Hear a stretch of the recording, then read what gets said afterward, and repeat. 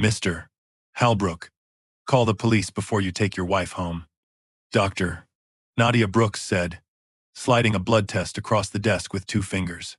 I stared at the word Zolpidem, then at the closed examination room door behind which Elaine sat in the wheelchair I had pushed for 6 years.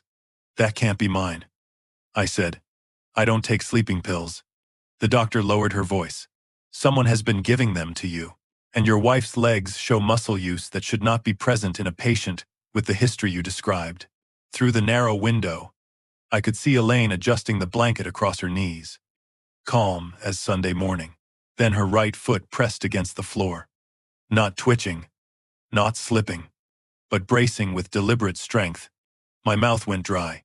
I had bathed that woman, carried her, changed her clothes, and slept beside her hospital bed.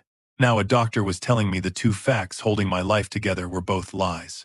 My name is Thomas Halbrook, though everybody who knows me calls me Tom.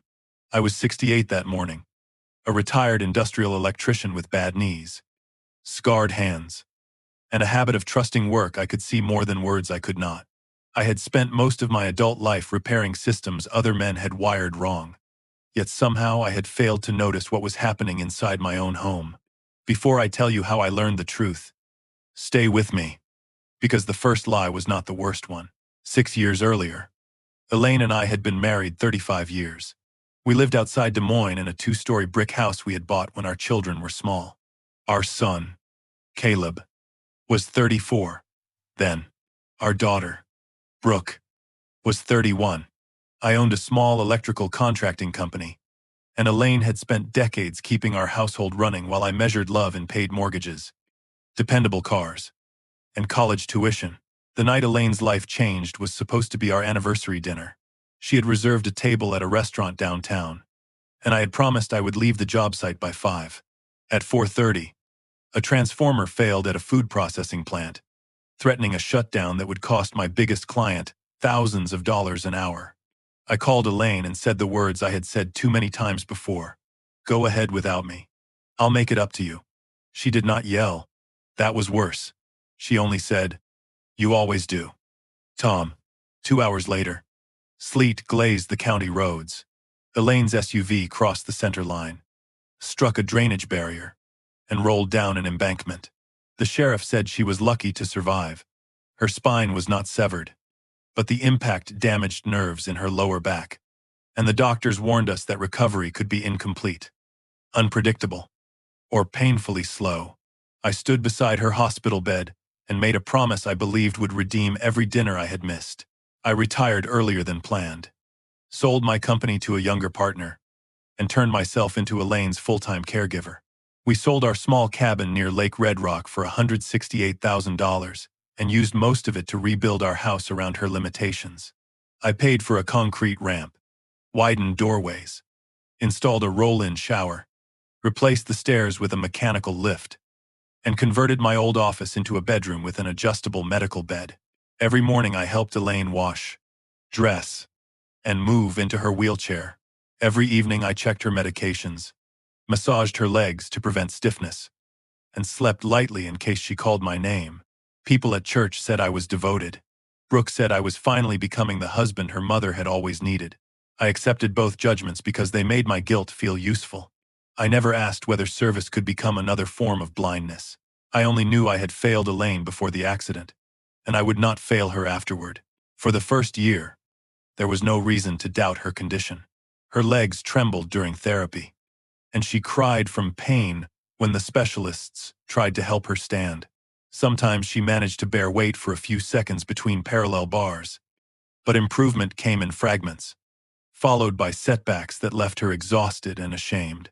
Brooke handled the calendars, insurance calls, and online medical accounts because I was overwhelmed by the practical work of caring for her. She attended most appointments and often spoke for her mother. Caleb helped at first too. He installed our security cameras, repaired the ramp when winter frost shifted it, and drove Elaine to therapy when I had medical appointments of my own. But something changed between him and his mother during the second year. He grew tense whenever she asked him to fetch medication, and she began accusing him of drinking again.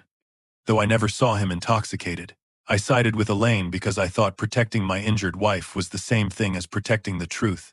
The break came on a rainy October night. Caleb arrived after midnight. Using the garage code because he had left tools in my workshop, I woke to shouting downstairs and found him standing in the kitchen, pale and furious, while Elaine sat on the floor beside her wheelchair. "Dad." She was standing. He said. She was at the counter when I came in. Elaine clutched her hip and cried that Caleb had startled her while she was trying to reach for water. I pushed myself up for 1 second. She said. Then I fell. Caleb pointed at her bare feet. She walked from the hallway. I had spent months watching her fail to lift 1 foot during therapy. I could not accept that my son had seen what trained professionals had not. When Elaine claimed pills were missing from her bottle, anger took over. I told Caleb to leave until he could admit what he had done. He stared at me as though I had struck him, then walked out without defending himself again. Caleb stayed away for 4 years. Brooke told me that distance was healthier for everyone, and Elaine said his accusations had destroyed her confidence. I believed them because the alternative required me to admit I had rejected my own son without investigating. Life settled into a routine so strict that I mistook repetition for safety. I woke at 6, made coffee, prepared Elaine's breakfast, and placed her morning pills beside the blue ceramic cup she favored. At night, she asked for chamomile tea, saying the smell helped her relax. I drank a cup too because she said shared routines made her feel less like a patient. Over the last 18 months, I began sleeping 10 or 11 hours without moving. I woke with a heavy tongue, headaches, and gaps in my memory. Brooke insisted caregiver fatigue could mimic dementia. She scheduled memory evaluations and sat beside me during every one. When I struggled to recall lists of words, she squeezed my shoulder and whispered, "This is why Mom and I need to help with the finances." There were other things I noticed but explained away. Elaine's wheelchair would sometimes be angled differently in the morning than where I had left it. Bread, cheese, and fruit disappeared overnight, even though she claimed she had no appetite after dinner. A pair of soft gray walking shoes remained in the back of her closet, despite her saying she no longer wanted reminders of her old life. Once, while folding laundry, I saw fresh dirt pressed into the grooves of one sole. Elaine said Brooke had borrowed them to take out the trash. Another time, I found a bruise on Elaine's shin in a place the wheelchair could not easily reach. She told me I had bumped her against the bed frame while transferring her and asked whether I remembered doing it. I did not. Each unexplained detail became evidence against my own mind because Brooke had already taught me to doubt it. By the time Dr. Brooks entered our lives, I trusted my memory less than I trusted everyone else's version of me. Dr. Brooks was a new neurologist assigned after Elaine's longtime specialist retired. Unlike the others, she asked Elaine questions and waited through the silence instead of allowing Brooke to answer. She wanted fresh imaging, nerve conduction tests, and a complete physical examination. Brooke objected that the procedures would be emotionally damaging. Elaine became tearful and said she had accepted that she would never walk again. The doctor did not argue. She simply said, "Acceptance is not a diagnosis." During that visit, I became dizzy in the hallway and collapsed against a row of plastic chairs. A nurse caught my shoulder before my head struck the wall. They took blood because I appeared sedated. And Dr. Brooks asked what medications I used. I listed blood pressure tablets, aspirin, and an occasional antacid. No sleep aids. 2 hours later, she called me into a private office and showed me the test. My blood contained enough Zolpidem to impair memory, balance, and judgment well into the next morning. I wanted to believe I had taken one of Elaine's pills by mistake. But Dr. Brooks checked the medication list. Elaine had not been prescribed Zolpidem either. Then she showed me preliminary notes from the physical examination. Elaine's calf and thigh muscles had weakened, but not to the degree expected after 6 years without meaningful use. Her reflexes were inconsistent with complete paralysis. More troubling, both heels and the balls of her feet carried recent pressure patterns associated with standing or walking. I'm not saying she was never injured. The doctor said, her original records support a serious incomplete spinal injury. I'm saying her current function appears substantially greater than what she demonstrated for you. I asked why Elaine would hide improvement when we had prayed for it. Dr. Brooks looked at the blood report again. I cannot answer motive, but if someone is drugging you while concealing mobility, this is no longer only a medical matter. She wrote the non-emergency police number on the back of her card. I called from the hospital parking lot while Elaine waited inside for additional imaging. The officer who answered did not promise arrests or dramatic action. He told me to preserve medication bottles, drinks, bank statements, medical records, security footage, and any device showing unusual sleep patterns. Do not confront anyone until you know what you have, he said, and do not consume anything you didn't prepare yourself. Those words frightened me more than the doctor's warning because they turned suspicion into instructions. On the drive home, Elaine asked why I was so quiet. I told her my blood pressure had dropped, and the doctor wanted me to rest. She reached across the console and touched my arm with the same hand that had held mine during funerals, graduations, and the birth of our grandchildren. You work too hard taking care of me, she said. I nearly pulled over and demanded the truth. But I remembered the officer's warning and kept driving. That evening, Brooke arrived with groceries before I called her, which meant Elaine had contacted her from the hospital. She carried the bags into the kitchen and watched me closely as I unpacked them. Mom said you fainted, she said. That's exactly why we need to update the family trust. I asked what one thing had to do with the other. She smiled too quickly. Nothing. I'm just worried. After dinner, Elaine requested chamomile tea. I prepared 2 cups as usual, then pretended to sip mine while facing the sink. Elaine's eyes followed the cup whenever I lifted it. Brooke stood near the refrigerator, tapping her phone. I carried the tea into the laundry room, poured it into a clean glass jar, and sealed it inside an old toolbox. When I returned, Brooke looked at my empty cup, then exchanged a brief glance with her mother. It lasted less than a second, but after 6 years of watching Elaine's face for pain, I knew exactly what silent relief looked like. I waited until both women believed I was asleep. Then I took my laptop into the basement workshop and opened the security account Caleb had created after the accident. Most indoor cameras had been disabled months earlier because Brooke said they violated Elaine's privacy. The garage camera still operated on an older system and automatically uploaded clips whenever motion crossed the side door. I searched backward through hundreds of files, delivery drivers, raccoons, my own trips to the freezer. At 2:13 in the morning, 3 weeks earlier, the garage light switched on. Elaine entered the frame, walking upright. She wore the gray shoes from her closet and carried a thick folder beneath one arm. There was no walker, no hesitation, no sign of pain. Brooke followed her and unlocked my metal document cabinet. My wife stood beside her for nearly 9 minutes while they photographed papers from my company files. When Brooke lifted the folder toward the camera, the cover came into focus. It read, Emergency Guardianship Petition, Thomas Halbrook. I watched the clip 3 times before understanding they had not only hidden Elaine's recovery, they were building a legal case to take control of me. I did not sleep after watching that garage video. I sat in the basement until dawn, replaying the same 9 minutes while the furnace clicked on and off behind me. Elaine walked with a cautious stiffness, but she walked. Brooke opened my cabinet with a key I had never given her. Together they photographed tax records, property deeds, and the operating agreement for Halbrook Industrial Properties, the company that owned my warehouse building. By 6, I had copied the clip onto 2 flash drives and emailed it to an account Brooke did not know existed. Then I returned upstairs and made breakfast as though nothing had changed. Elaine sat in her wheelchair near the window, wrapped in a cream-colored robe. You look terrible, she said. I placed oatmeal in front of her and asked the simplest question I could manage. Have you ever stood without help since the accident? Her spoon stopped halfway to her mouth, and for 1 second, I saw a calculation replace weakness. Elaine lowered the spoon and stared at the oatmeal. Sometimes my legs respond for a few seconds, she said. I didn't tell you because I didn't want you getting your hopes up. I asked whether she had ever walked into the garage. Her eyes lifted sharply. Before she answered, Brooke entered through the back door without knocking. She was dressed for work, but her coat was unbuttoned and her hair looked hastily brushed.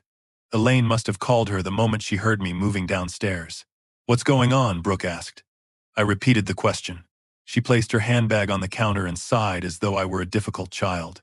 Dad, Mom has had tiny improvements. That doesn't mean she can walk normally. Elaine began crying quietly.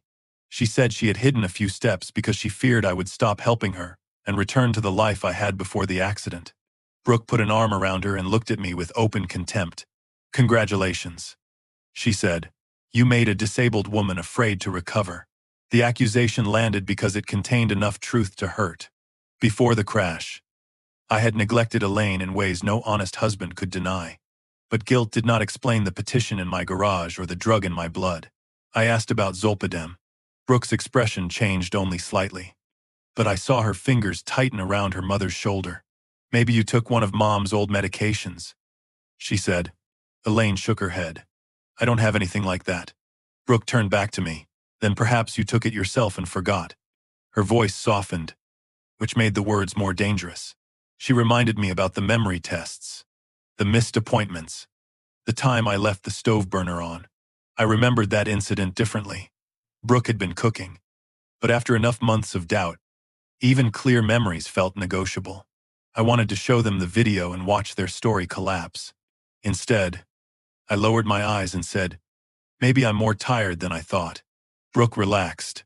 Elaine reached for my hand, and I let her believe I accepted the explanation. That afternoon, I drove to Prairie State Bank, where I had kept my business and personal accounts for more than 20 years. I told Elaine I was picking up a prescription and left my phone in the glove compartment so Brooke could not track my location through the family app she had installed. A senior account manager named Victor Salazar took me into a private office. When I asked for a complete record of transfers connected to Brooke's consulting company, he hesitated. "Your daughter has been listed as an authorized online user since 2022, he said. I did not remember granting that access. Victor printed 43 pages of transactions, over 4 years. 214美元. 600 had moved from my home equity line, retirement account, and personal savings into Brooke's company, Midwestern Senior Solutions. Some transfers were labeled home care coordination. Others were marked reimbursement or family support. I had approved small payments for insurance paperwork, but never sums approaching that amount. Several electronic confirmations had been completed after midnight. When my health tracker showed I had slept without interruption, Victor pulled up a second file and asked whether I had ordered an appraisal of my warehouse property. Halbrook Industrial Properties owned a 70,000 square foot brick building near an old freight corridor. For years, it had been a steady but unremarkable investment. Then the city approved a redevelopment plan that brought new apartments, retail space, and a medical complex into the neighborhood. The building's estimated value had risen to nearly $1.9 million. Brooke had contacted the bank 6 weeks earlier, claiming I wanted to place the company into a family trust. She had requested loan options using the warehouse as collateral. No loan was issued, Victor said quickly, but preliminary documents were prepared. One draft named Brooke as successor trustee and gave her broad authority if I became incapacitated. My signature appeared on an acknowledgement page. It looked like mine, but I had no memory of signing it. I asked Victor to freeze online transfers and remove Brooke's access. He warned that doing so might alert her. I told him that was a risk I could no longer avoid. I sat in my truck outside the bank with the transaction pages spread across the passenger seat. The numbers should have made me furious. But what I felt first was humiliation. I had spent a lifetime telling employees to verify every circuit before touching it. Yet I had handed my family access to everything because asking questions felt disloyal. I called Caleb. His number was still in my phone, though we had not spoken in 4 years. He answered after 5 rings. "What happened?" he asked. There was no greeting, as though he had always known the next call from me would come after a disaster. I told him I had seen the garage footage. Silence stretched between us. Then he said, "So she's walking." I admitted she was. I also told him about the medication and the guardianship papers. Caleb exhaled slowly. "I tried to warn you, Dad." I said I knew. The apology in my throat felt too small. But I gave it anyway. "I failed you. I chose the easier story because it let me feel like a good husband." Caleb did not forgive me. Not then. He said forgiveness was not a switch I could flip because I had finally discovered he was right. Still, he agreed to meet at a diner near his apartment in Ames. He arrived wearing a work jacket with the logo of the security company he now managed. He had more gray at his temples than I remembered. Without sitting, he placed an old phone on the table and opened a folder of screenshots. 4 years earlier, after Elaine accused him of stealing pills, Brooke had sent him messages demanding that he stay away. One read, "Mom's progress is complicated, and Dad cannot handle the truth." Another said, "If you disrupt her stability, you will destroy what is left of this family." Caleb had saved them because he believed one day I might need proof. He also showed me a photograph taken through the kitchen window on the night I expelled him. Elaine was standing beside the counter with both hands resting on it. The image was blurry, but her knees were straight and the wheelchair was several feet away. Caleb explained that after he left, he continued receiving security alerts from the old camera system because the account had originally been registered to his email. Brooke later disabled the indoor cameras, claiming privacy concerns, but she never understood that the garage unit used a separate cloud archive. He had not checked the footage regularly because watching our house felt like reopening a wound. "You believed Mom because believing me would have forced you to do something," he said. "You were good at fixing wires. Dad, people were harder." I could not argue. I asked whether he would help me preserve the files and confirm they had not been altered. He agreed, but he set one boundary. "I'll help you protect yourself. I'm not coming back to play happy family afterward." I told him I understood. It was the first honest agreement we had made in years, and it hurt more than anger would have.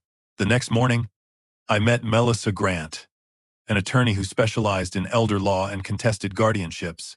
Her office occupied the second floor of a converted house near the courthouse, and every wall was lined with plain gray binders. She listened without interrupting while I described the accident, Elaine's hidden mobility, the Zolpidem, the transfers, and Brooke's petition. When I finished, Melissa said, "Your greatest danger is not that they have a stronger case. It is that they have been building their case longer." She explained that emergency guardianship petitions could move quickly when a family member claimed an older adult was confused, financially reckless, or abusive. My anger, if displayed at the wrong moment, could become evidence for them. She advised me not to accuse Elaine publicly, not to move large sums of money, and not to sell the warehouse. She would revoke Brooke's financial power of attorney, notify the bank, and secure independent cognitive testing. "From this moment forward," she said, "assume every conversation in your home may later be described to a judge." Melissa contacted Dr. Brooks and asked her to preserve my blood sample and document the medical basis for her concerns.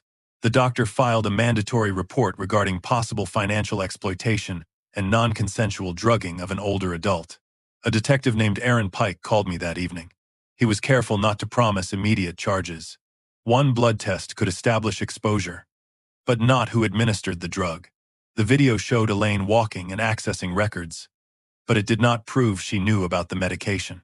He asked me to store every beverage Elaine or Brooke prepared and to avoid handling medication containers without gloves. "Do not create a confrontation," he said.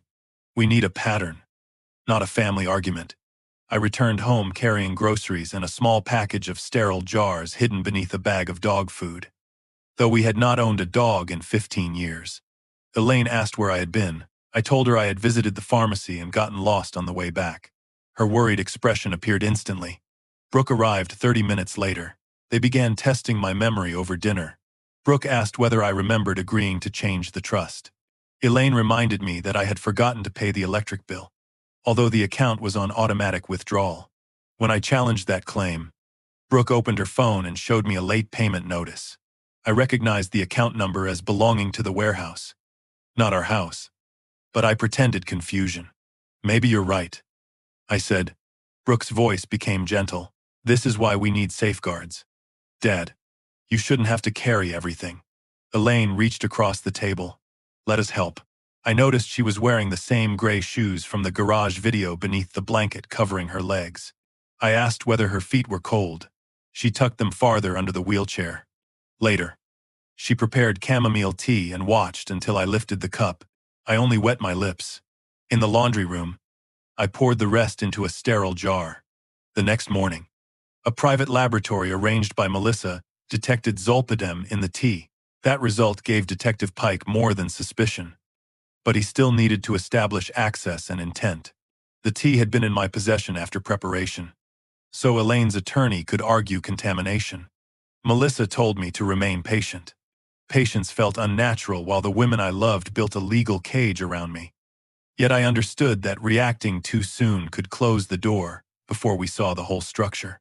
I started keeping a handwritten log in an old electrical codebook Brooke never touched. I recorded every drink, every unusual question, every missing document, and every time Elaine's wheelchair changed position overnight. I also stopped drinking anything I had not opened myself. Within 4 days, my headaches eased. After 10 days, I woke before sunrise without the heavy fog that had followed me for more than a year. My thoughts became sharper, and with that clarity came a terrible realization. Many of the moments Brooke called evidence of dementia might have been symptoms created deliberately. The retaliation began soon after the bank removed Brooke's access. She entered my workshop one afternoon holding her phone like a warrant. "Why did you lock me out?" she demanded. Elaine waited in the doorway behind her, seated beneath a blue blanket. I said the bank had recommended updating passwords after detecting unusual activity. Brooke asked whether I believed she had stolen from me. I told her I was confused and wanted Melissa to review everything. At the mention of an attorney, Elaine's face went still. Brooke recovered first. She said hiring a lawyer without consulting the family proved I was becoming paranoid. Then she threatened to contact Adult Protective Services because I was creating an unsafe environment for a disabled spouse. I did not raise my voice. "You should contact anyone you believe needs to be involved," I said. Brooke expected anger or fear. My calm unsettled her more. She left after warning that I was forcing her to take steps she had hoped to avoid. That night, I heard the printer running in the downstairs office. When I entered, the room was empty, but several pages rested face down in the output tray.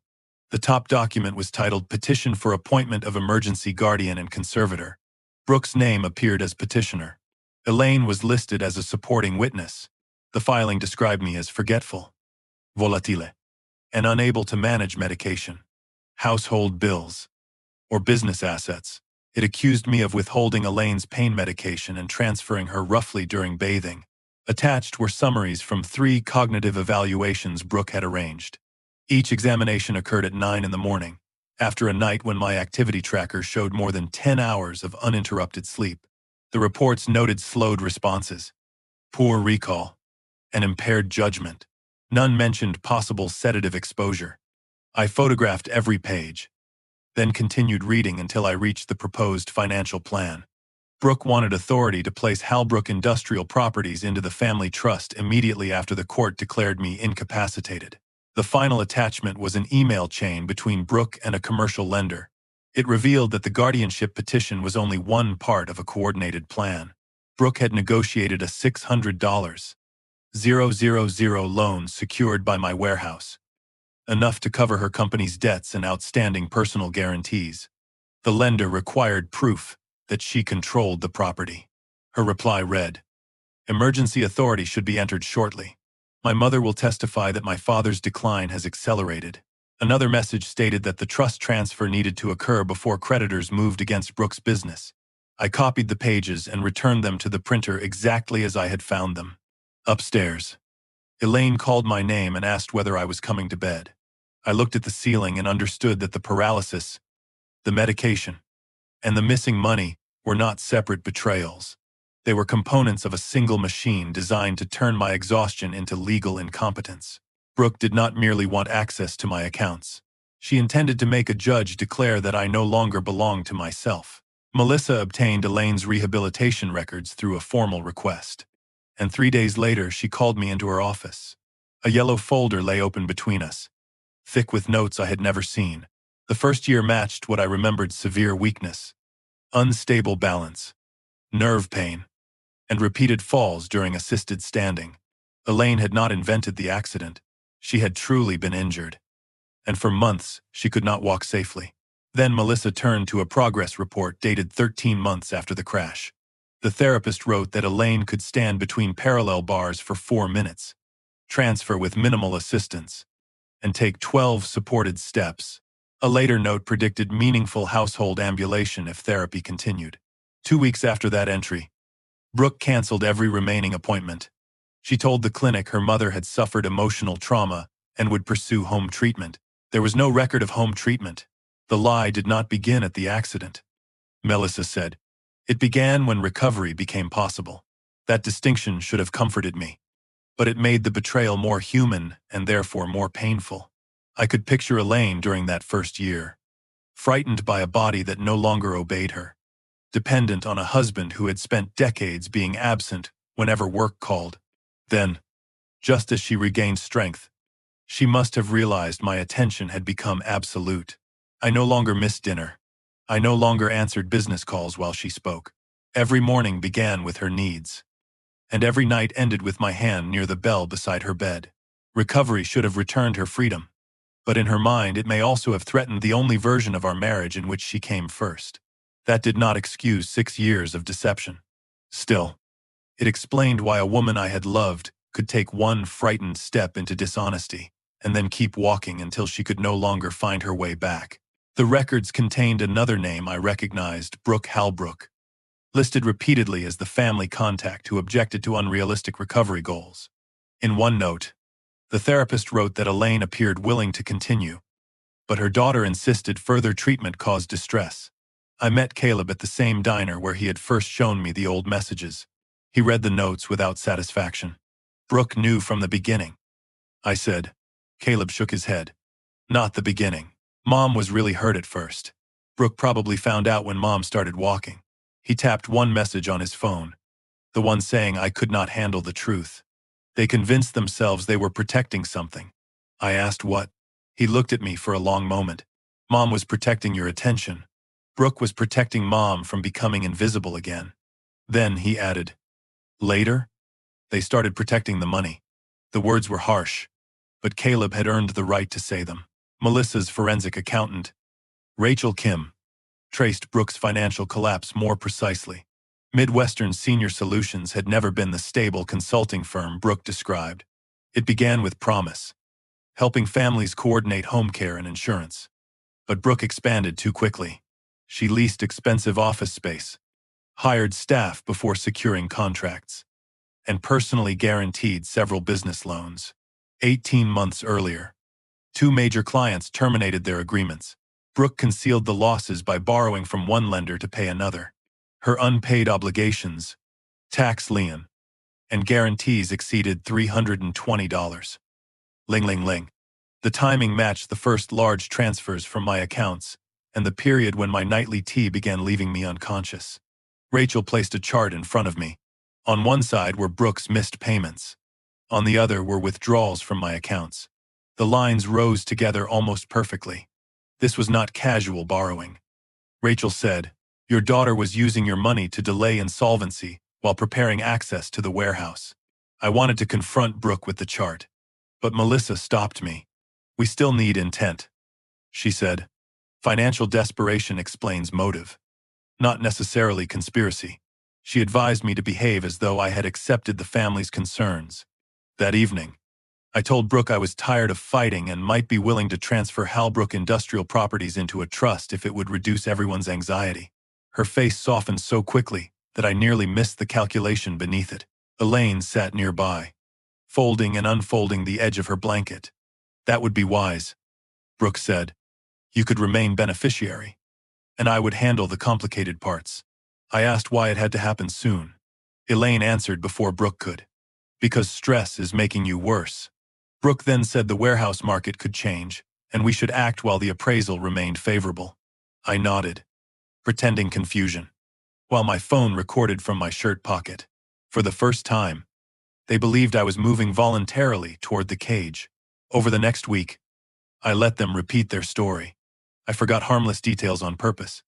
I asked Brooke twice what day the lawyer planned to visit.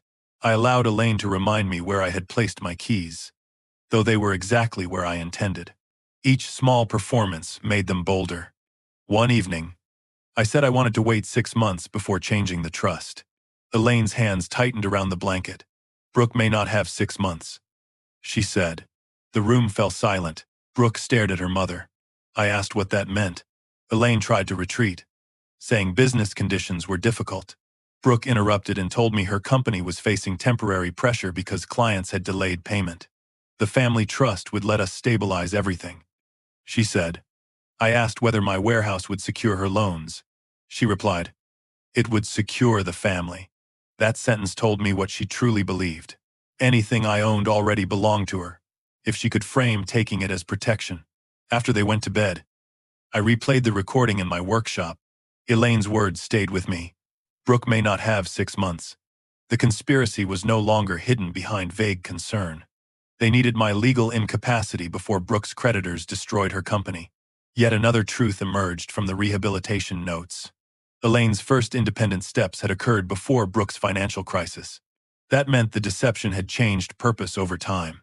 At first, Elaine hid her recovery because she feared losing me. Brooke helped because she resented the father who had provided everything except presence. Years later, when Brooke's business failed, they converted an emotional lie into a financial weapon. The twist was worse than simple greed. Greed could have been rejected at the beginning. Their plan grew out of wounds I had helped create, then outlived every excuse they used to justify it. I drove alone to the cemetery where my parents were buried. Though I had never been a man who sought answers from stone, I sat in the truck and thought about how often I had mistaken provision for intimacy. I paid for Brooke's college, but I missed her senior recital because a factory line was down. I bought Caleb his first truck, then criticized him for choosing security work instead of joining my company. I gave Elaine a comfortable house while leaving her to eat dinner alone.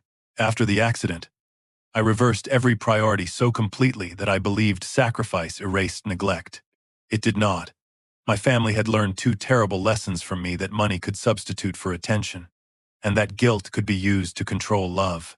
I had not caused their crimes, but I had helped build the emotional architecture in which those crimes became imaginable. Admitting that did not weaken my case.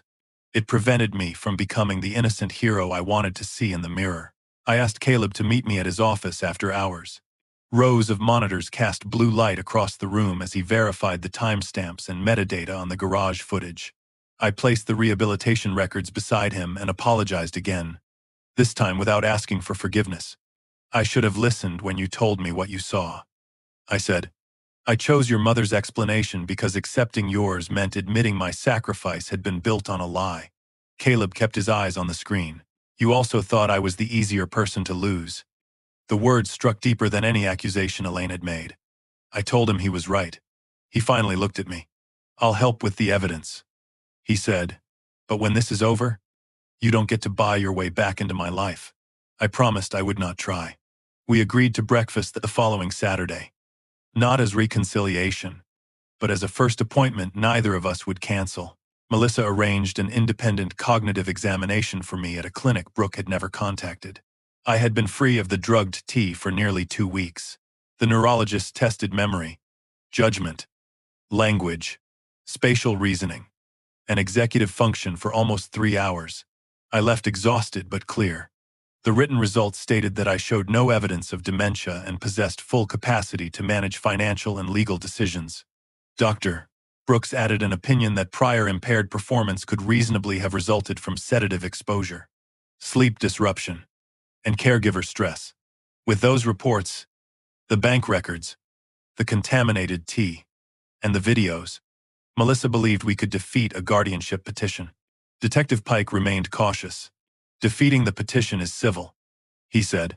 "Proving who administered the drug is criminal. We need their own words or a direct act." I told him I could keep pretending. He warned me that the longer I stayed in the house, the greater the chance they would realize I was no longer sedated. That warning came too late. Brooke discovered her banking access had been revoked and that Melissa had formally canceled the financial power of attorney. She arrived at the house carrying a thick envelope and found me in the kitchen preparing my own coffee. "You lied to us," she said. I answered that I had followed professional advice. Elaine began crying from the living room. Brooke accused me of endangering her mother by refusing to cooperate. Then she held up the envelope. "I hoped we could do this privately, but you have forced me to protect both of you." Inside was a filed petition for emergency guardianship and conservatorship.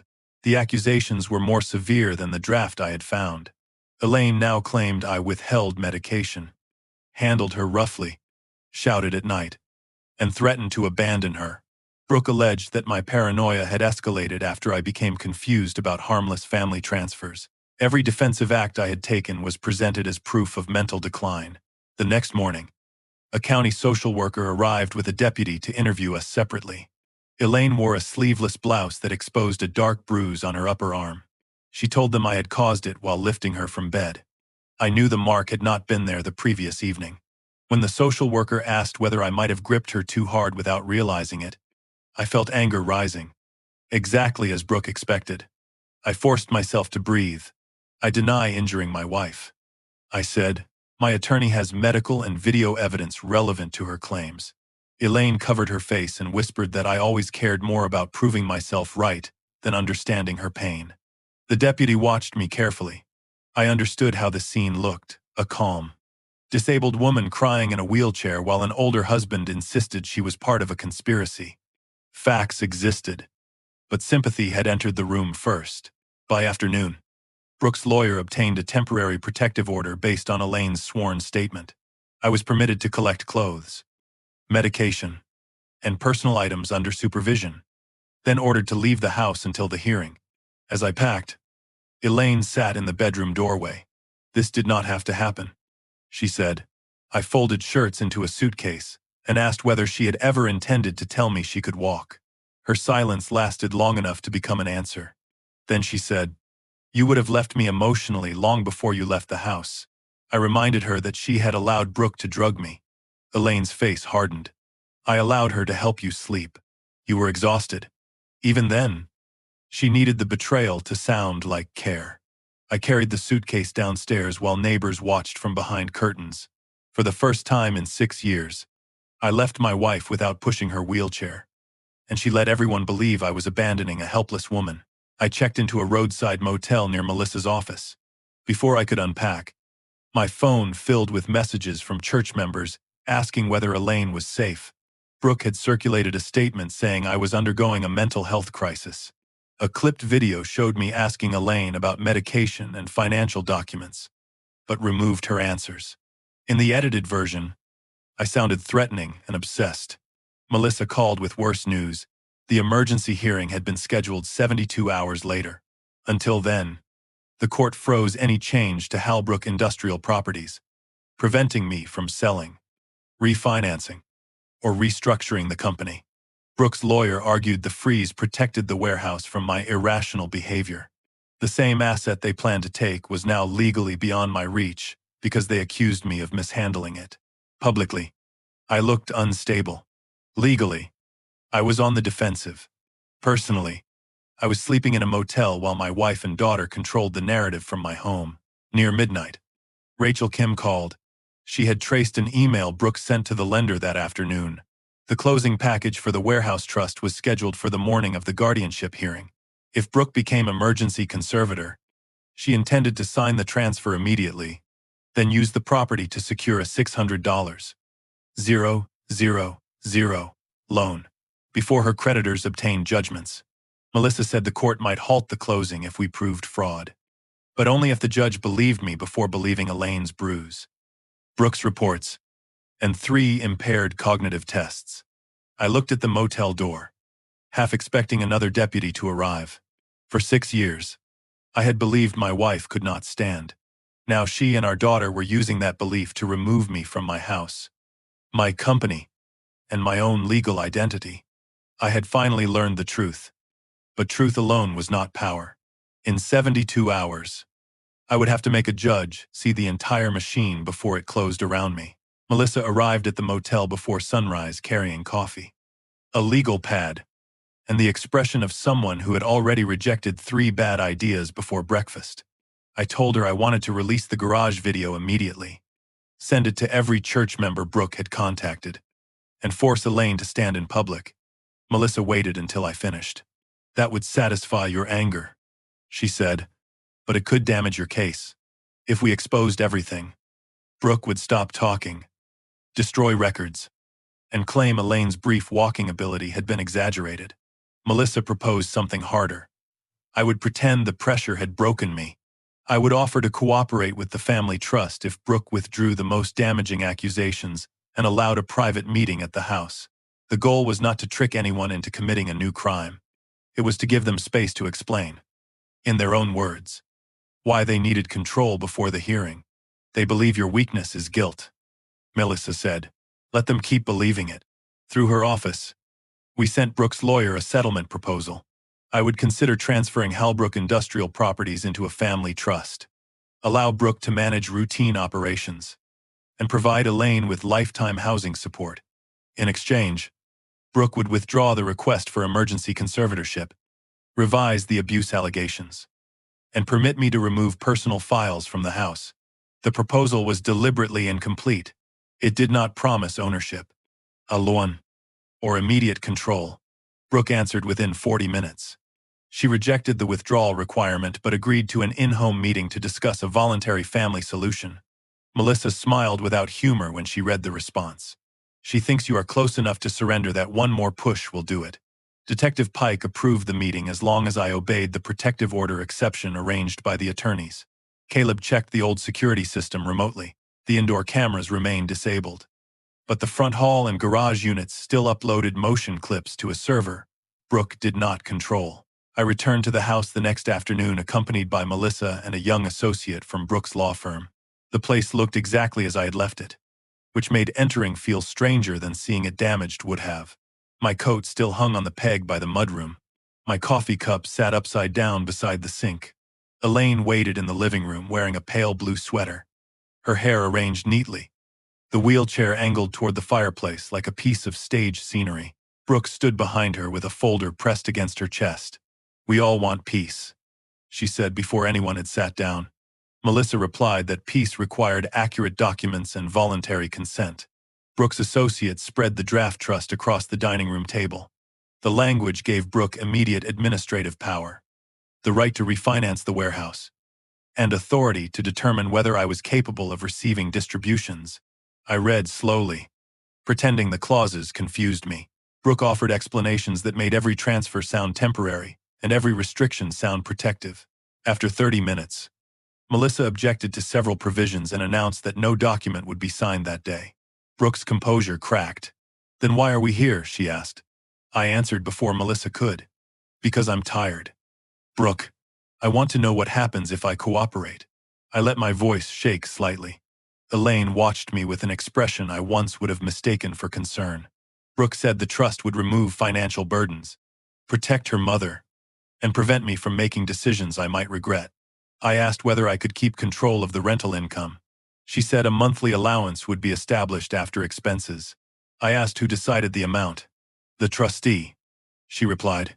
When I looked confused, she softened her tone. Me, Dad, but only because someone has to be responsible. Melissa closed the folder and said she needed to review supporting schedules.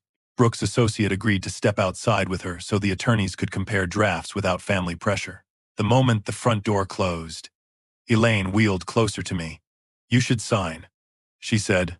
Brooke can fix this. I asked what needed fixing. She looked toward the door, then lowered her voice. Her lenders are not patient people. I reminded her that Brooke's debts belong to Brooke. Elaine's eyes hardened. And whose fault is it that she felt she had to prove herself? You praised success and treated need like weakness. I told her that criticism might be fair, but it did not give our daughter the right to take my company. Elaine said no one was taking anything because the assets would remain in the family. You will still be cared for, she added. The phrase carried the same cold comfort Brooke had used. I asked whether being cared for meant losing control of my own money, home, and choices. Elaine turned away. You controlled everything for 40 years, she said. Perhaps this is the first time you understand what that feels like. I told Elaine the original membership certificate for Halbrook Industrial Properties was still in the wall safe behind the framed photograph in my old office.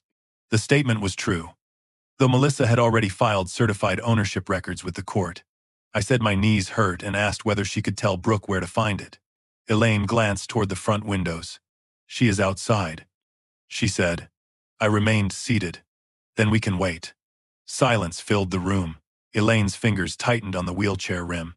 Finally, she pushed herself toward the hallway, stopped beside the family photograph, and listened for movement at the front door. Then she stood. There was stiffness in her first step, but no collapse. No need for a rail. She walked past the motion sensor in the front hall, entered my office, moved the photograph, and opened the safe. I did not speak. The camera above the entry light captured her crossing the hall twice, carrying the certificate in both hands. When she returned, she sat down before Brooke came inside. Brooke re-entered with the lawyers and saw the certificate on the table.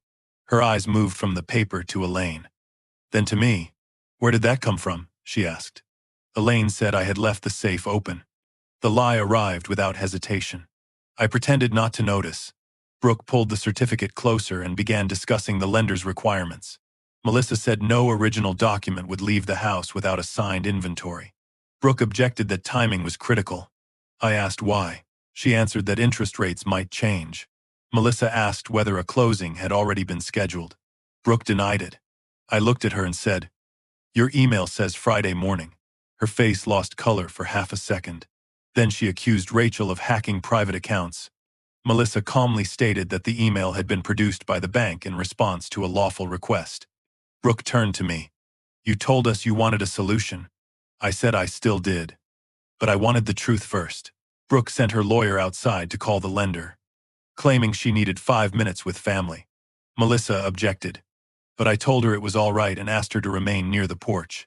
When the door closed again, Brooke dropped the careful tone she used around professionals. "You have no idea what you are doing," she said. "If my company collapses, 30 people lose their jobs." I reminded her that she had already taken more than $200,000 from me. She said the money had supported Elaine's care and protected family assets. I asked whether drugging my tea was also protection. Brooke looked at her mother. Elaine whispered, "Do not answer that." Brooke began pacing. "You were exhausted. You were not sleeping. Mom needed rest too."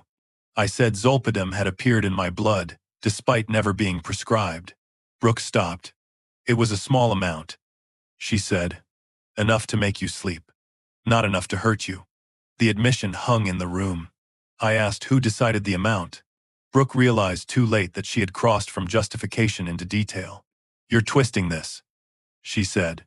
Elaine interrupted, saying they had only wanted quiet nights when I would not wake and check every room. I asked how often it happened. Elaine covered her face. Brooke said, "Not every night." I kept my voice level. Only before the memory tests, Brooke stared at me. Then said those appointments had been scheduled because I was already declining. I asked why she needed a conservatorship before the warehouse loan closed. Her restraint broke completely. "Because once the court appoints me, I do not need your signature," she said. "I can stabilize the company, protect Mom, and stop you from destroying everything out of spite." She pointed at the certificate. "You built that property for this family. You do not get to pretend it belongs only to you because you are angry now." I let several seconds pass before answering. "So the guardianship was always about control." Brooke said it was about necessity. Elaine began crying and accused me of trapping them with questions. I told her I had spent 6 years lifting her in and out of bed while she could walk through our hallway. "Do not make this about walking," she said. "You owed me those years." The words came out with a calmness more devastating than rage. She reminded me of missed anniversaries, lonely dinners, and decades in which my company received the best of me while she received whatever remained. After the accident, for the first time, "You saw me," she said. "When I started recovering, I knew exactly what would happen. You would go back to being needed everywhere except home." I said her loneliness had been real, and my neglect had been real, but neither justified taking my memory, my son, and my legal independence. She answered, "You took years from me first." Brooke noticed the phone on the side table before I could move it. A small recording light reflected in the black screen. She lunged, grabbed the device, and smashed it against the stone edge of the fireplace. The glass shattered across the rug. "You recorded us," she said. I told her I had participated in the conversation and had the right to preserve it. She struck the phone again with the heel of her shoe. Elaine stared at the broken pieces, breathing hard. Brooke grabbed her own phone and called 911. In a trembling voice, she said her father had violated a protective order, entered the house under false pretenses, and threatened a disabled woman into making statements. I did not stop her. The recording had already uploaded automatically to Melissa's secure account, a feature Caleb had installed that morning. Brooke believed destroying the device destroyed the evidence, and her confidence returned almost immediately. Police arrived while both attorneys were still on the property. Brooke demanded my arrest. Melissa produced the written order permitting the meeting and explained that every participant had known I would be present. Elaine said I had emotionally coerced her and refused to answer whether I had touched or threatened her. The officers separated us. Detective Pike was not among them, and the responding deputy treated the situation as a volatile domestic dispute rather than part of an ongoing investigation.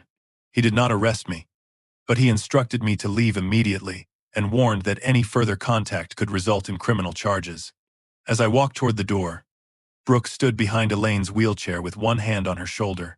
To anyone arriving late, the image was perfect: the protective daughter, the frightened disabled mother, and the bitter husband being removed. The camera above the hall still blinked once as motion carried me beneath it. I wondered whether Brooke had noticed. By evening, the conflict had spread far beyond our family. Brooke sent church leaders a new video assembled from footage taken on her phone. It showed me asking about medication, the warehouse, and the guardianship, but cut away before her answers. She included a photograph of Elaine's bruise and wrote that I had manipulated a private settlement meeting to intimidate them. 2 former employees from my electrical company called to ask whether I needed psychiatric help. A neighbor who had once praised my devotion told a reporter from a local community site that Elaine had seemed afraid of me for months. The story was not published, but the threat of public disgrace became real. Melissa advised me to make no statement. They are creating noise because the legal evidence is dangerous, she said. That was rational. It did not make reading the messages easier. I had built my reputation slowly over 40 years, and Brooke was dismantling it in a single afternoon. Caleb met me in the motel parking lot with a laptop. He had downloaded the hall camera footage before Brooke disabled the system. On the screen, Elaine rose from her wheelchair, crossed the hallway, opened my office safe, and returned carrying the certificate. The image was clear enough to show her face, her gait, and the timestamp. Caleb also confirmed the audio from my destroyed phone had uploaded in full. We listened to Brooke admit the sedative amount was small. Elaine say they wanted me asleep, and Brooke declare that a guardianship would eliminate the need for my signature. Caleb leaned back against the truck and closed his eyes. She knew what she was doing, he said. I could not tell whether he meant Brooke or Elaine. Perhaps he meant both. I thanked him. He answered, "Do not thank me yet. Tomorrow you still have to convince a judge before they convince everyone you forced those words out of them." Melissa filed the video and audio under seal that night, along with Dr. Brooks's report, the independent cognitive evaluation, the rehabilitation records, and Rachel's financial tracing. Brooks' attorney responded with an emergency motion to exclude the recording as coercive and the video as an invasion of medical privacy. He also claimed Elaine's ability to walk short distances did not disprove disability. Melissa agreed with the second point and refused to overstate our evidence. The issue is not whether Elaine is disabled, she explained. The issue is whether she concealed substantial recovery while supporting false allegations used to seize your assets. That distinction mattered. We were not asking the court to punish Elaine for being ill. We were showing that she and Brooke had manipulated illness, sedation, and family loyalty to manufacture incapacity in someone else. The next morning, I entered the Polk County Courthouse with Melissa on one side and Caleb several steps behind. Brooke arrived through another entrance with Elaine, whose wheelchair had been polished so carefully that the metal frame reflected the overhead lights. Dr. Brooks waited near the courtroom doors with a sealed medical file. Rachel carried binders containing the bank records and lender emails. Detective Pike stood at the end of the hallway, not as a witness yet, but as an observer prepared to act if the hearing established probable cause. Downstairs, representatives from Brooks' lender and the proposed warehouse trust waited for authority to complete the transfer. When the bailiff opened the courtroom, Elaine looked directly at me for the first time since the meeting. She did not appear frightened. She looked wounded, determined, and almost relieved that the private war had finally reached a place where only one version could survive. Brooks' lawyer began by placing the 3 impaired memory evaluations on the judge's bench. He described me as a declining older man who had become obsessed with accusing his wife and daughter of conspiracy. He asked the court to grant immediate conservatorship before I could dissipate the warehouse property or retaliate against Elaine. Melissa touched my sleeve and reminded me not to react. Brooks sat straight beside her attorney, confidence restored. Elaine remained in the wheelchair, hands folded beneath the blue blanket. Then the judge announced that he would first consider whether I lacked capacity, followed by the abuse allegations and control of Halbrook industrial properties. At that exact moment, a bank representative entered carrying the closing documents Brooke expected to sign once the ruling was issued. I looked at the folder, then at my wife's motionless legs. The machine they had built was ready to close. All that remained was to show the judge who had been operating it. Brooks' attorney spoke for nearly 40 minutes before Melissa stood. He described my concern about the warehouse as fixation, my decision to revoke Brooks' access as paranoia, and my refusal to drink Elaine's tea as evidence that I no longer trusted ordinary reality. Then he introduced the 3 cognitive evaluations, each showing delayed recall, poor concentration, and confusion. The judge read them carefully. I watched his eyes move across pages that might have taken my name, my property, and every remaining decision of my life. When Melissa rose, she did not begin with Elaine's walking or Brooks' debts. She began with dates. Your Honor, all 3 evaluations were performed during a period when Mr. Halbrook's blood and preserved beverages showed exposure to Zolpidem, a prescription sedative he was never authorized to use. Brooks' attorney objected that no one had proven who administered it. Melissa nodded. That question belongs to the criminal investigation. Capacity belongs here, and the court cannot assess capacity through tests conducted while the subject was chemically impaired. Dr. Nadia Brooks took the witness chair and explained my hospital collapse in plain language. She described the concentration of Zolpidem in my blood, the expected effects on memory, balance, reaction time, and judgment, and the fact that I had not been prescribed the drug. She then compared my earlier evaluations with the independent examination completed after 2 weeks, without sedative exposure. The later testing showed normal executive function, intact reasoning, and no clinical signs of dementia. Brooks' attorney tried to suggest that I had rehearsed for the second exam. Dr. Brooks answered, "You cannot rehearse the neurological consistency of a 3-hour assessment." The judge asked whether caregiver stress alone could explain the first results. She said stress might worsen concentration, but it would not explain the toxicology findings or the sudden improvement after the drug exposure ended. For the first time that morning, Brooks stopped taking notes. Elaine remained still beneath her blanket, but I saw the muscles in her jaw tighten. Melissa then asked Dr. Brooks about Elaine. She was careful not to call my wife a fraud or claim that she had never been disabled. The original accident records confirmed an incomplete spinal injury, serious pain, and genuine weakness. Mrs. Halbrook was injured, the doctor said. The medical question is whether her current function matches 6 years of reported total dependence.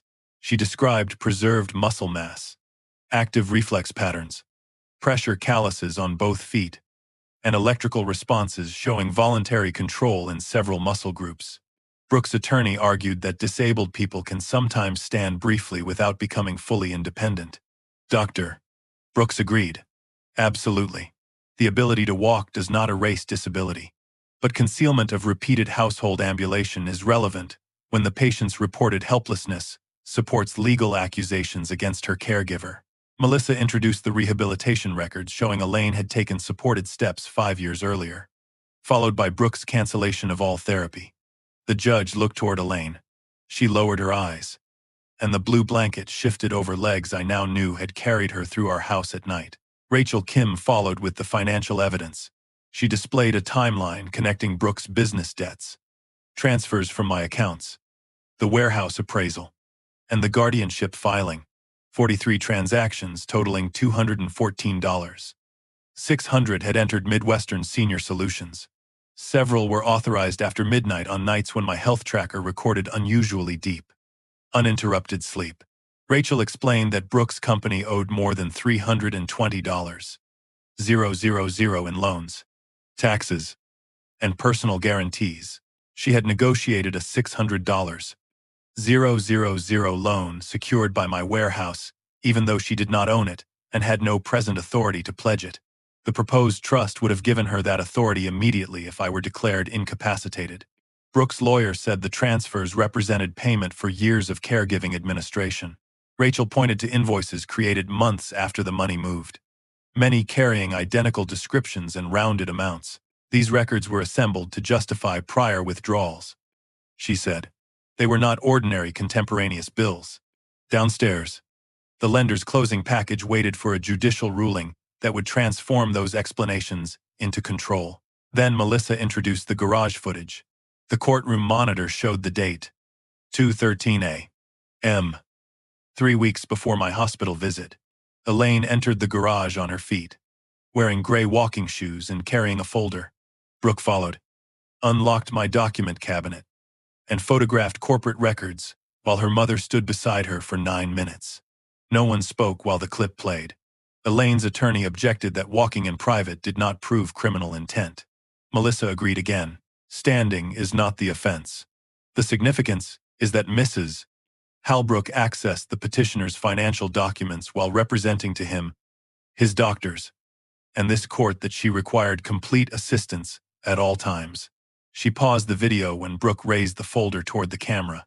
The words, "Emergency Guardianship Petition Thomas Halbrook," filled the screen. The judge asked when the petition had first been drafted. Brooke's attorney could not give a direct answer. The footage proved they had been preparing to remove my legal autonomy before I knew Elaine could cross a room. Brooke whispered urgently to her lawyer as Melissa requested permission to play the audio from our family meeting. He objected that the conversation had been coercive and recorded without full consent. Melissa explained that I had participated directly and that Iowa law permitted recording by one consenting participant. The judge allowed it provisionally. My own voice came through the speakers first, asking why the trust needed to be completed before the hearing. Then Elaine said Brooke's lenders were not patient. Brooke's voice followed, sharper than it had sounded in the living room. "Once the court appoints me, I do not need your signature." Melissa continued the recording. "I asked about the tea, and Brooke replied, 'It was a small amount, enough to make you sleep, not enough to hurt you.' Elaine added that they only wanted quiet nights when I would not wake and check the rooms." Brooke's face went pale. Her attorney stopped writing entirely. The judge leaned forward and asked Melissa to replay the admission. The final video came from the front hall. Elaine watched herself stand beside the wheelchair, look toward the window, walk into my office, open the safe, and return, carrying the original membership certificate for Halbrook Industrial Properties. The footage did not show a frightened woman forced to perform. It showed patience, balance, and intention. Elaine began crying before the clip ended. Her lawyer requested a recess, but the judge denied it until Brooke completed limited questioning. Under oath, Brooke admitted that she knew her mother could walk short distances. She insisted they had hidden the recovery because Elaine feared emotional abandonment. When asked about the sedative, Brooke said she believed the dose was harmless and that I needed sleep. Melissa asked whether a physician had approved that decision. Brooke said no. Melissa asked whether I had consented. Again, no. Finally, Melissa asked whether the guardianship would have allowed her to use my warehouse as collateral. Brooke looked toward her mother and answered, "It would have allowed me to save the company." The judge called a recess after that answer. We waited in a small conference room while attorneys moved between hallways. Caleb stood near the window, arms folded. I expected relief, but what I felt was grief without disguise. The evidence had worked. The same evidence also confirmed that the people I had trusted most had measured my exhaustion, scheduled tests around my impairment, and prepared to turn a chemical fog into a legal identity. Caleb asked whether I was all right. I told him I did not know what that meant anymore. He nodded as though it was the first sensible thing I had said all week. Across the hall, Elaine sat without the blanket, both feet resting flat on the floor. Brooke paced beside her attorney, speaking quickly. For years, I had imagined that exposing the truth would produce a dramatic confession or visible shame. Instead, the truth made everyone look smaller, older, and more frightened. Revenge, I learned, was not a fire. It was a light. and it illuminated damage no one could pretend not to see. When court resumed, the judge ruled from the bench. He found no clear and convincing evidence that I lacked capacity and denied the petition for emergency guardianship and conservatorship. He dissolved the temporary freeze preventing me from controlling Halbrook industrial properties and vacated the protective order after determining that Elaine's statements had been materially undermined by video, medical findings, and the recorded admissions. The proposed warehouse transfer was blocked because Brooke had never obtained lawful authority to sign for me. The judge ordered preservation of all related accounts, devices, medical records, and trust documents, then referred the matter to the county attorney and the state unit responsible for elder financial exploitation. He also ordered Brooke to provide a full accounting of every transfer from my accounts. She closed her eyes when the ruling ended. The bank representative quietly gathered the unsigned closing documents and left. The asset Brooke had planned to control remained mine, but the family that property was supposed to protect had already collapsed around it. Detective Pike met us outside the courtroom. He did not place Brooke or Elaine in handcuffs in the hallway, and I was grateful for that. This was not a spectacle I wanted. Search warrants and interviews followed over the next several weeks. Investigators recovered messages in which Brooke discussed crushing tablets into tea and reminded Elaine to schedule my cognitive appointments early in the morning. Those messages did not create the case at the last minute. They confirmed the pattern already established by the toxicology. Preserved tea, health data, recordings, and financial timeline. Brooke eventually pleaded guilty to charges involving financial exploitation, fraudulent electronic transfers, and administering medication without consent. She sold Midwestern Senior Solutions, surrendered the remaining business assets, and agreed to restitution. Her sentence included incarceration followed by supervised probation. She was prohibited from serving as a fiduciary, guardian, trustee, or financial agent for another person. The company she had been desperate to save disappeared, and with it the professional image she had valued more than truth. Elaine's case ended differently. She had no prior criminal history, and the investigation showed that Brooke had managed the accounts and prepared most of the documents. But Elaine had knowingly accepted the drugging, supported false claims of incapacity, and concealed her recovery while accusing me of abuse. She entered a plea agreement requiring probation, psychological treatment, and strict limitations on contact with me outside legal proceedings. Her attorney argued that fear of abandonment and unresolved trauma after the accident had shaped her decisions. I believed that. Understanding a motive did not make the conduct acceptable. During one settlement meeting, Elaine said, "I never wanted you hurt. I wanted you to stay." I answered that she had not asked me to stay. She had made leaving, choosing, and even remembering impossible.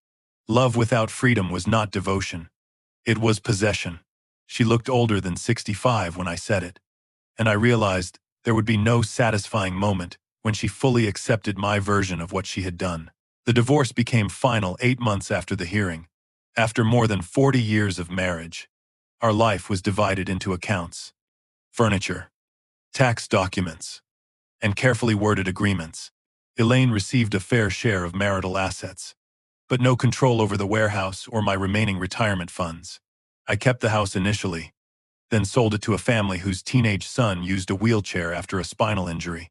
The ramp, widened doors, and roll-in shower truly served them. I stood in the empty living room on closing day and listened to the mechanical stairlift hum one final time. For 6 years, I had viewed every modification as proof of love. Later, I viewed them as evidence of deception. In the end, they were only objects. Their meaning depended on what we had done around them. I left the keys on the kitchen counter and walked out without looking toward the place where Elaine's wheelchair had always waited. Not all the money returned. Some of the $214, $600 had paid employees, taxes, lenders, and expenses that could not be unwound. Restitution recovered a substantial portion, but I accepted a permanent loss. I kept Halbrook Industrial Properties and hired a professional management company to handle tenants, repairs, and redevelopment negotiations. I refused several offers to sell, not because I needed to prove anything, but because I wanted one major decision to be made slowly and freely. A portion of the rental income funded a local respite care program for spouses and adult children caring for disabled relatives. I did not attach my name to the donation. Caregivers needed rest, independent medical advice, and financial safeguards. Not another public story about my sacrifice. I had allowed praise to convince me that endurance was wisdom. Sometimes endurance is only fear wearing respectable clothes. The program required separate medication reviews and confidential access to counseling for both patients and caregivers. Protections I wished someone had insisted upon in our home years earlier. Caleb did not return to me all at once. There was no embrace outside the courthouse and no promise that the past had been erased. We began with breakfast on Saturdays at a diner halfway between our homes. During the first few months, we discussed weather, tools, and his security contracts. I listened when silence came, instead of filling it with advice. Eventually, he spoke about the night I expelled him. He said the worst part was not that I doubted what he saw. It was that I found him disposable. I told him he was right and did not explain my guilt. Elaine's condition, or the pressure I had felt, those were reasons, not repairs. Brooke wrote to him from custody, but he kept the letter unopened for weeks. He asked whether I thought he should forgive her. I said forgiveness was his decision, not a duty owed to the family. He looked surprised. Years earlier, I would have told him what a good son should do. Now I understood that love without boundaries had nearly destroyed us all. I saw Elaine one final time at her attorney's office to sign a property amendment. She entered using a cane instead of a wheelchair. Her walk was slow and uneven, reminding me that her disability had never been entirely imaginary. That truth mattered. She had suffered, recovered partly, become afraid, and made unforgivable choices. Before we separated, she asked whether I had truly loved her or only loved becoming the man who rescued her. I considered lying because kindness would have been easier. I loved you, I said. I neglected you. Then I cared for you with everything I had. All three things are true. She looked down at her hands. I added that none of them justified what she had done. Elaine nodded once, but I could not tell whether she agreed or was only ending the conversation. She left with her cane tapping softly against the floor. I watched the door close and felt no victory, only the clean pain of something finally finished. I am 70 now. My life is quieter than it was before the accident and freer than it was after. I still wake some nights expecting Elaine to ring the bell beside her bed. I still check my coffee before drinking, though I know no one has touched it. Betrayal leaves habits long after danger ends. What changed most was not my bank account or legal status. It was my understanding of care. Caring for someone does not require surrendering your judgment. Guilt does not create an unlimited debt. A family member's pain can explain manipulation without excusing it. And sacrifice is not love when it demands blindness in return. I did not recover the 6 years I spent pushing a wheelchair my wife could leave whenever I slept. I did recover the years ahead, and I chose not to spend them proving I had been the better person. I chose boundaries, truth, and the difficult work of listening before loss made listening too late.